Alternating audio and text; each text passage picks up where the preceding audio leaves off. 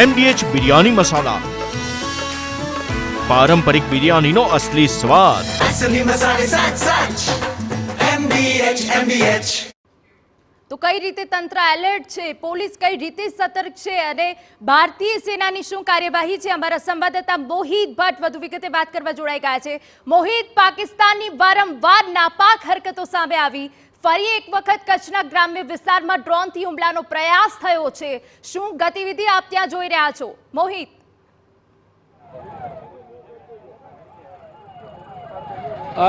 અહીંના ગઈકાલે રાતની વાત કરવામાં આવે તો કચ્છમાં જે 3 જેટલા ડ્રોન છે તે ગ્રામ્ય વિસ્તારોમાં જોવા મળ્યા હતા, જેમાં 2 ડ્રોન છે તે હરામી નાળામાં જોવા મળ્યા હતા, જ્યારે એક ડ્રોન છે તે જે અન્ય વિસ્તાર છે ત્યાં જોવા મળ્યું હતું। આજે પણ જે વહેલી સવારે જે અત્યારે માહિતી મળી રહી છે તે પ્રમાણે કુલ 3 જેટલા ડ્રોન છે તે સામે આવ્યા છે, જેમાં જે ભુજનું જે એરબેઝ છે તેને જે ટાર્ગેટ બનાવવાનો એક પ્રયાસ છે તે કરવામાં આવ્યો હતો। નાપાક હરકત પાકિસ્તાન દ્વારા કરવામાં આવી હતી, પરંતુ જે ઇન્ડિયન આર્મી છે તેમના દ્વારા આ મનસૂબાઓ છે તેને નિષ્ફળ બનાવવાનો એક પ્રયાસ છે તે કરવામાં આવ્યો છે। આપને હું દ્રશ્યો બતાવવા માંગીશ કે જે ભુજ એરબેઝ તરફનો આ જે રસ્તો છે કે જ્યાં જે વહેલી સવારે જે ડ્રોન એક જે આવ્યું હતું તેને તોડી પાડવામાં આવ્યું છે અને હાલમાં આ વિસ્તાર છે તેને કોર્ડન કરવામાં આવ્યું છે। બિનજરૂરી લોકોને અહીંથી પ્રવેશ દેવામાં આવી રહ્યો નથી અને જે પણ લોકો જે ફરજિયાત અથવા તો આ વિસ્તારના રહેવાસી હોય તેને જ પૂછી અને તેનું આધાર કાર્ડ છે તેની ચકાસણી કરી અને તેને અહીંથી મોકલવામાં આવી રહ્યા છે। બીજી જે માહિતી મળી રહી છે, કુલ આજ વહેલી સવારે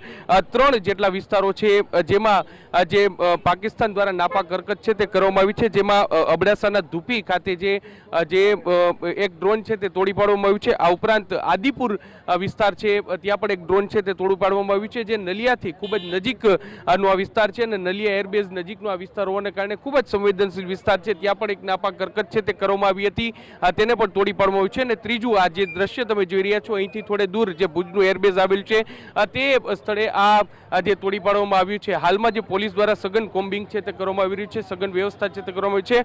ભુજના કેટલાક લોકો છે આપણે તેની સાથે વાત કરીશું।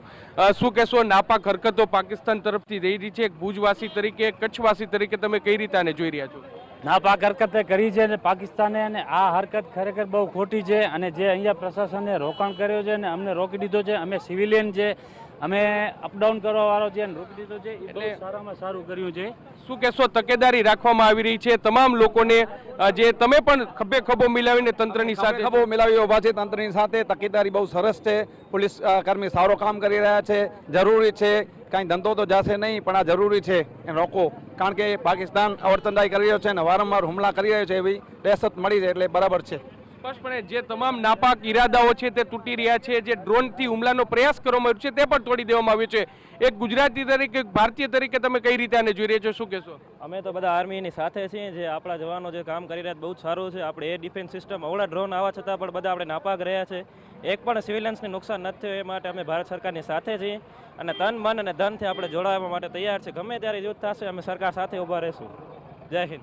સ્પષ્ટપણે તમામ લોકો છે તે કહી રહ્યા છે કે તેઓ જે ઇન્ડિયન આર્મી છે, ભારતીય સેના છે તેની સાથે છે ને એટલા માટે તેઓ ભલે તેમના ધંધા રોજગાર છે તેને અસર પડી રહી છે, પરંતુ તેઓ આ જે ઈરાદાઓ છે પાકિસ્તાનના તેને તોડી પાડવા માટે, આ ઈરાદાઓ છે તેને ચકનાચૂર કરી દેવા માટે તૈયાર છે। હાલમાં જે પ્રકારની પરિસ્થિતિ છે તે ઊભી થઈ હતી અને જે પ્રકારની સ્થિતિ છે તે સામે આવી હતી, કચ્છ સરહદી વિસ્તારોને લઈને ખૂબ જ સંવેદનશીલ વિસ્તાર છે અને સૌથી મહત્વની વાત છે કે જે ગઈકાલે એટલે કે સતત ચોથા દિવસે પાકિસ્તાન તરફથી આ પ્રકારની નાપાક હરકત છે તે કરવામાં આવી છે। જે 3 દિવસની જો વાત કરવામાં આવે તો અલગ અલગ વિસ્તારોમાં, એટલે કે પહેલા દરિયાઈ માર્ગ પર જે ડ્રોનથી આ સર્વેલન્સ છે તે કરવામાં આવ્યું હતું અને ડ્રોનથી હુમલાનો પ્રયાસ છે તે દરિયા માર્ગ તરફથી કરવામાં આવ્યો હતો, પરંતુ હવે જે નલિયા અને ભુજ એરબેઝ છે તેની નજીક છે તે ડ્રોનથી આ પ્રકારની હરકતનો પ્રયાસ છે તે કરવામાં આવ્યો છે, પરંતુ જે રીતના ભારતીય આર્મી પાસેની જે અત્યાધુનિક ટેકનોલોજી છે તે ટેકનોલોજીની મદદથી આ તમામ ઈરાદાઓ છે, આ તમામ જે ડ્રોન છે તેને અત્યારે તોડી પાડવામાં આવ્યું છે અને સુરક્ષાની દ્રષ્ટિએ તમામ પ્રકારના પગલાં છે તે અત્યારે લેવામાં આવી રહ્યા છે। જી બિલકુલ મોહિત, આપે દ્રશ્યોમાં બતાવ્યું કે પોલીસ પણ ત્યાં સઘન ચેકિંગ કરી રહી છે, લોકો પણ સુરક્ષિત અનુભવ કરી રહ્યા છે ભારતીય સેના દ્વારા જે કાર્યવાહી થઈ રહી છે, પરંતુ હજુ પણ પાકિસ્તાન દ્વારા આગામી દિવસોમાં આ પ્રકારની નાપાક હરકત કરવામાં આવશે તો સરહદી વિસ્તારમાં કઈ પ્રકારની સુરક્ષા, તંત્ર કઈ રીતે એલર્ટ છે, કયા પ્રકારના સૂચનો આપી દેવામાં આવ્યા છે?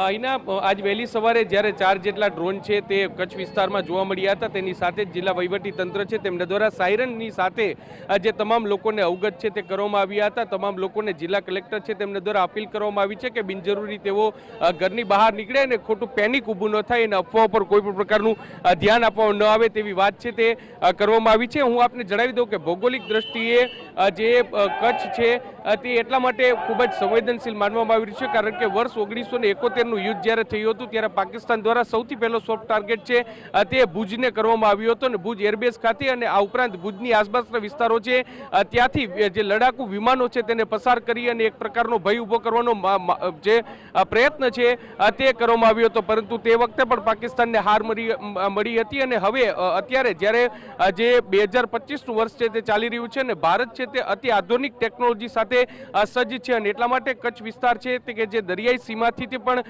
જે પાકિસ્તાન સાથે જોડાયેલો છે અને જે રણ પ્રદેશથી તેનાથી પણ પાકિસ્તાન સાથે જોડાયેલું છે, એટલે ખૂબ જ સંવેદનશીલ વિસ્તાર છે. અને સાથે સાથે આ વિસ્તાર છે ત્યાં જે ત્રણેય સેનાના પાક છે તેમના જે મુખ્ય મથકો છે તે આવેલા છે, મહત્વના મથકો છે તે આવેલા છે અને તેની વચ્ચે અત્યાધુનિક સિસ્ટમો સાથે સજ્જ છે. એટલે પાકિસ્તાન દ્વારા ગમે તેટલા પ્રયત્નો કરવામાં આવે પરંતુ તેને પહોંચી વળવા માટે ટેકનોલોજીની મદદથી સજ્જ છે અને એટલા માટે જેટલી પણ છેલ્લા 4 દિવસથી પાકિસ્તાન દ્વારા આ પ્રકારની હરકત છે તે કરવામાં આવી છે, પરંતુ જે કચ્છ વિસ્તાર છે, કચ્છનો સરહદી વિસ્તાર હોય તેને રત્તી પાર નુકસાન છે તે થયું નથી, જરા પણ નુકસાન છે તે પહોંચ્યું નથી અને હવામાં જ આ તમામ પ્રકારના ડ્રોન છે તેને તોડી પાડવામાં આવ્યા છે. એટલે જે સુરક્ષાની દ્રષ્ટિએ વહીવટી તંત્ર હોય કે પછી સુરક્ષા એજન્સી હોય આ તમામ સજ્જ છે અને આ પ્રકારની કોઈ પણ હરકત આવે ત્યારે તુરંત જ તેને પહોંચી વળવા માટેના તમામ પ્રયત્નો છે તે કરવામાં આવી રહ્યા છે. જી બિલકુલ મોહિત, આભાર. તો આ સૌથી મહત્વની બાબત એ છે કે જે ડ્રોન હુમલાનો પ્રયાસ થયો તેમાં કોઈ જ પ્રકારનું નુકસાન થયું નથી.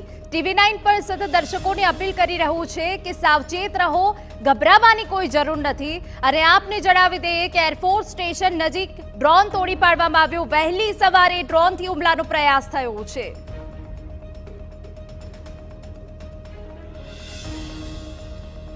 MDH કિચન કિંગ મસાલા રસોડામાં હોય તો આપણે કાંઈ પણ બનાવી શકીએ છીએ. રીંગણાનો ઓળો, બટેટા ફુલાવર, ભીંડી મસાલા અને બીજું ઘણું બધું.